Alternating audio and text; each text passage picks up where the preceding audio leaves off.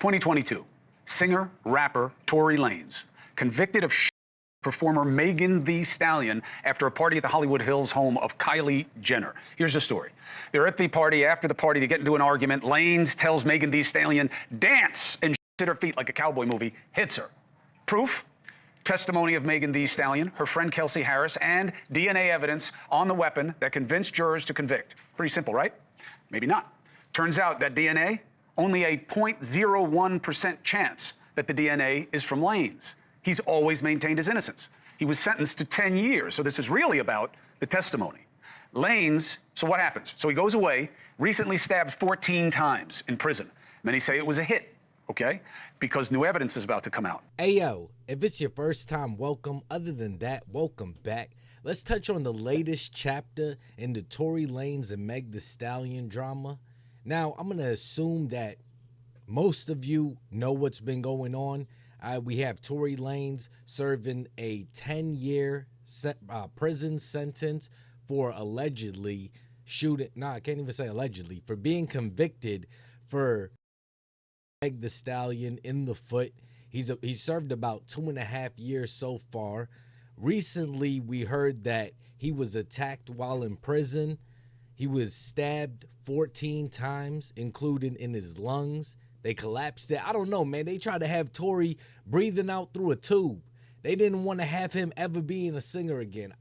Recently, they released the footage of Tory being attacked amid a lot of public outcry now for the trial to be revisited. They're even having Representative Paulina Luna looking into the case, saying that there is evidence that could prove that Tory Lanez was innocent. The reason why I took a particular interest in it is because of the fact that they actually had evidence that they presented to me in my office that actually disproved the conviction. So as you stated earlier, that 0.01% of DNA, they actually found 4 people's DNA on that firearm, none of which was Tory's. Not to mention there was 0 fingerprints on the actual magazine. And also too, as you said, 0.01% chance. I mean, that evidence in itself should pretty much speak for itself. We are calling on Gavin Newsom to issue that pardon immediately. And also remember, he was almost killed in jail. I actually talked to him today on the phone, and he said that once he does get out, once he does get this pardon, which I do feel confident that he'll be getting, he's going to work extensively in prison reform, because this should never happen to anyone. Now, the trial to me had a lot of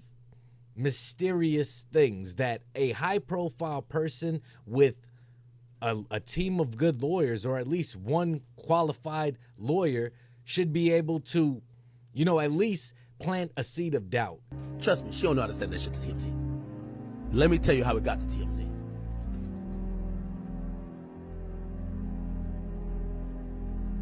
Remember, I told you that.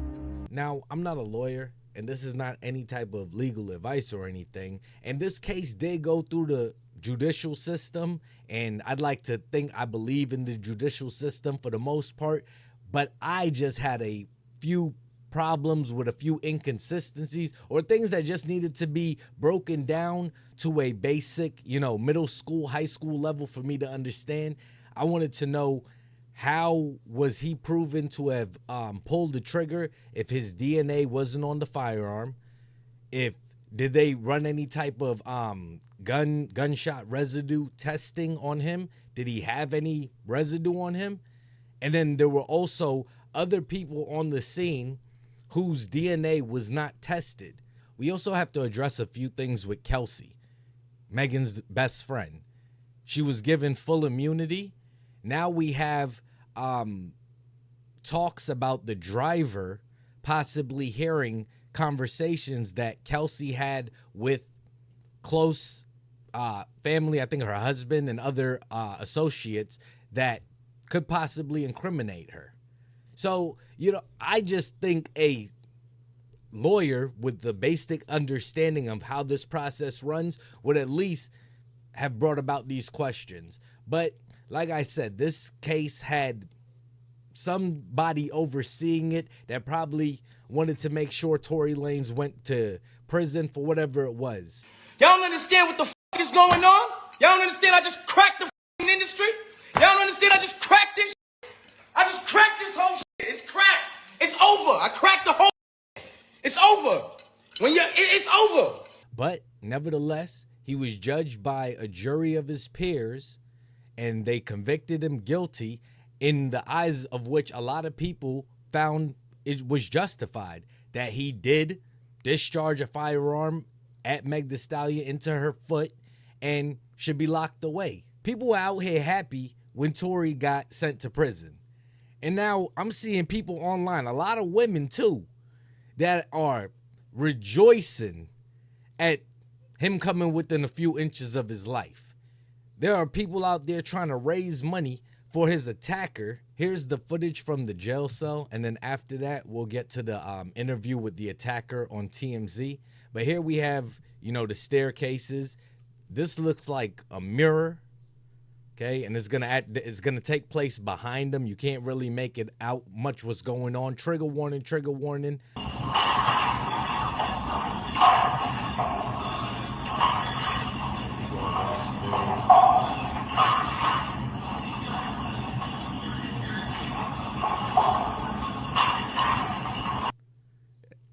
It looks like Tory's going to be one of the people back here. You can't really make it out. It looks like it's two people. It looks like Tory's going to be on this side and another guy's over here.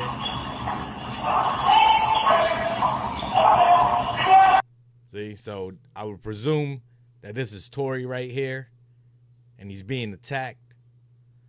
All right, and we all know what happened. All right, this is another prisoner with a shank that is going to end up poking him about, 14 times?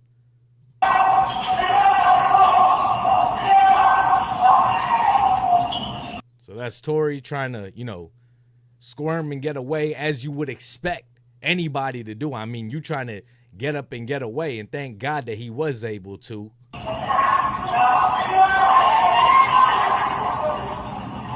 I mean, look at it, yo. You see the guy just, this is close range. He just, and we're going to get to the interview, but the guy said he didn't want to kill him, right?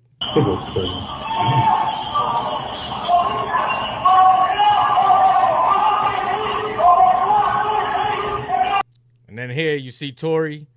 This is when he gets up and runs away. Thank God he's able to, have the mental capacity and fortitude to get up, because you're in that fight or flight response, and he just gets out of there. Now, a lot of people hate this, all right? They wanted him to stay right there and bleed out. I mean, you see these,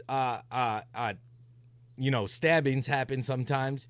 You hit a major artery, you got seconds to live, not even minutes, seconds. And in this close quarters, you just think about it. You know what I mean? I'm a nurse. I think about all the major arteries that's passing through. Again, great that Tory was able to get the hell out of there, and we all know how it went. All right, that he was pretty bad, according to what his father said.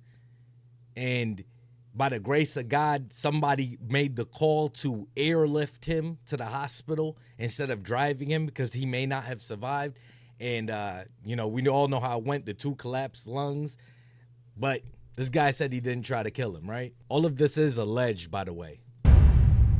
And so what exactly took place between you and Tory Lanez that day that you stabbed him allegedly? Okay. That day? Nothing much took place that day. Everything led up to that day, but that day I just came out in the morning to tell him, good morning, and I told him what's up. Give him a little fist bump, ask him if everything is good. We had a little situation the night before and the day before. So what was the situation the night before and the day before? He tried to put money on my head, so he said I put money on his head. We had a little discussion or whatever. So the next morning, that night, he said some shit. Okay, crazy. So the next morning, I came out to see if everything was good. Fist bump, talked to him. He said, yeah, so I was going back into my cell. And when I looked back, instead of going to cell, he was walking towards my door. He stood in front of my cell, looked at his boys, made a little smirk. And when he showed me what he had and something in his pocket, I just rushed him.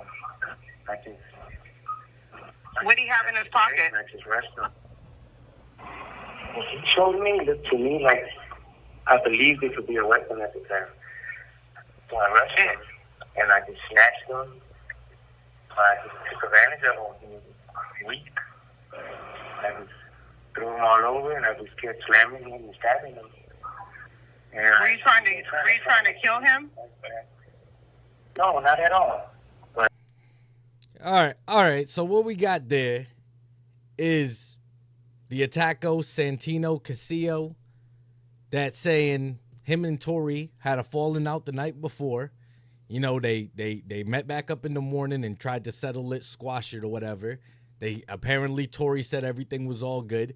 Then he goes into it. Santino Casio allegedly goes into his cell, and then Tory goes into like the doorway, looks over at his boys, smirks, and then that's when Santino Casio fears for his life and decides to defend himself by attacking Tory at that point, stabbing him, slamming him around, stabbing him 14 times because he believes that they posed a threat to him.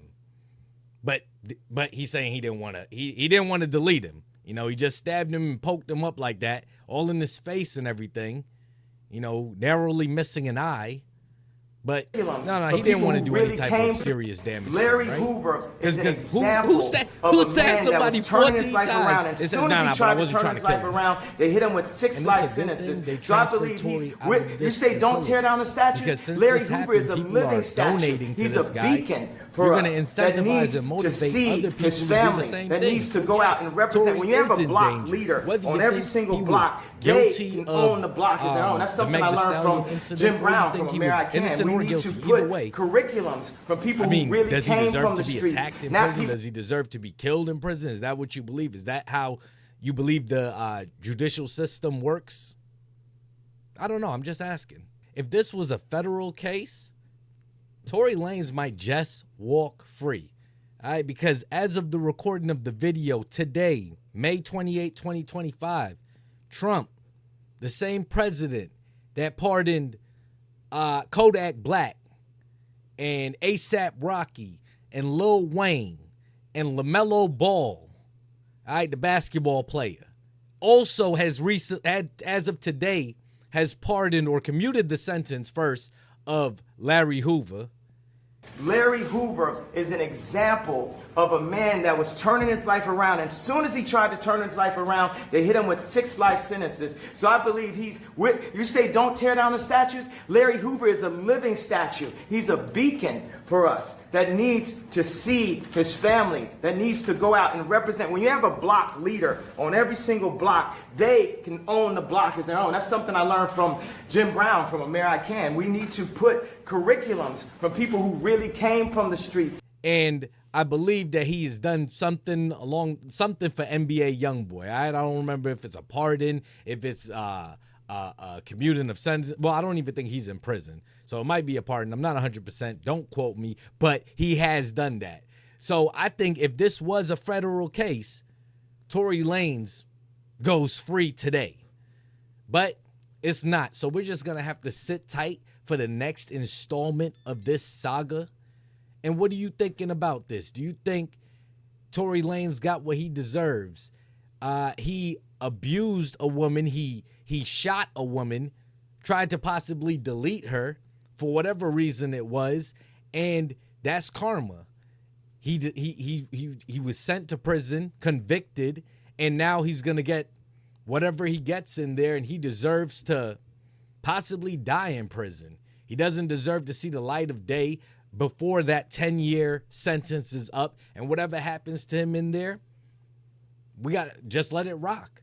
Because he knew what he did. He took advantage of a woman. He tried to overpower a woman, and now that the same thing's being done to him, why should you have any type of compassion or remorse? Meg Thee Stallion was a victim, and we need to believe all women, protect all black women, especially from these type of black men that are just out to destroy black women because they hate their mamas, they hate themselves, they wish that they were born white. Or do you think Tory Lanez needs to at the very least have his case revisited? If there was nothing wrong, then hey, there should be nothing to find.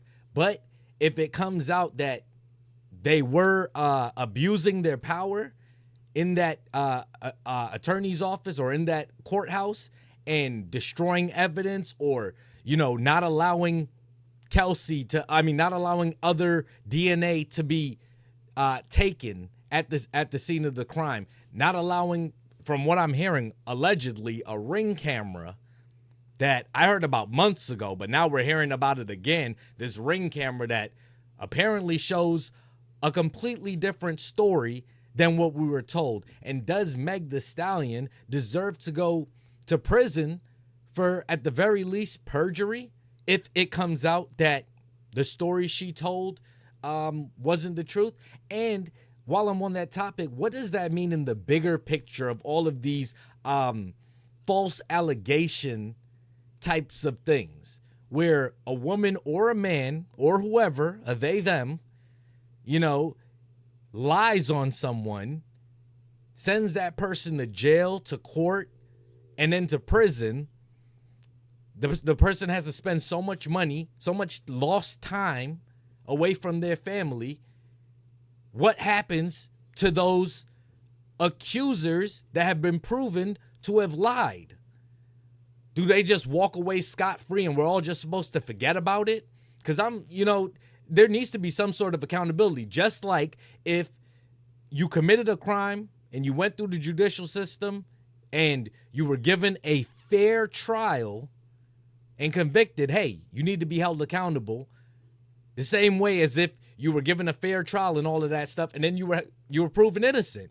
You're innocent. Don't have to hear about it again. I don't know. Maybe the truth is somewhere in the middle there. I'll let y'all tell me whatever your thoughts are in the comment section. Till the next video, y'all be safe and stay wavy. Repetition is the father of learning.